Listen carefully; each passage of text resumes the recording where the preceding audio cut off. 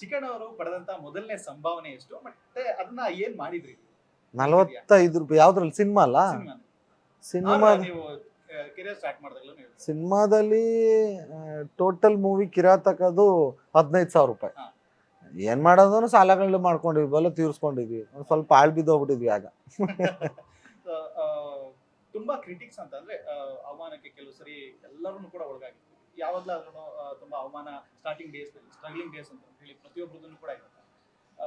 ಯಾವಾಗ್ಲಾದ್ರೂ ಅವಮಾನಕ್ಕೆ ಒಳಗಾಗಿರುವಂತದ್ದು ಸನ್ನಿವೇಶ ಇದೆಯಾ? ಇಂಡಸ್ಟ್ರಿಲಿ ನನಗೆ ಎಲ್ಲೂ ಅವಮಾನ ಆಗಿಲ್ಲ.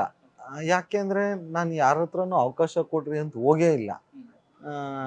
ಅದು ಹೋದಾಗ ಯಾರೋ ಆಚೆ ನಿಲ್ಸೋದು, ಕೊಡದೇ ಇರೋದು, ಅದು ಆಗಿರುತ್ತಿತ್ತೇನೋ ಹಂಗೆ ಹೋಗಿದ್ರೆ. ಬಟ್ ನಾನು ಎಲ್ಲೂ ಹುಡ್ಕೊಂಡು ಹೋಗಿಲ್ಲ, ಅವಕಾಶಗಳು ನನಗೆ ಹುಡ್ಕೊಂಬಂತು. ಹಂಗಾಗಿ ಆ ಥರದ್ದು ಯಾವುದು ನಾನು ಇಂಡಸ್ಟ್ರಿಗೆ ಬಂದ್ಮೇಲೆ ಅವಮಾನವೂ ಆಗಿಲ್ಲ, ಕಷ್ಟನೂ ಆಗಿಲ್ಲ. ತುಂಬ ಚೆನ್ನಾಗಿ ನೋಡ್ಕೊಂಡಿದೆ ಇಂಡಸ್ಟ್ರಿ ನನ್ನ. ಒಳ್ಳೇದಾಗ್ಲಿ ಅಣ್ಣ, ದೇವರ ಒಂದು ಆಶೀರ್ವಾದ ಇದೇ ರೀತಿ ಇರಲಿ. Thank you so much.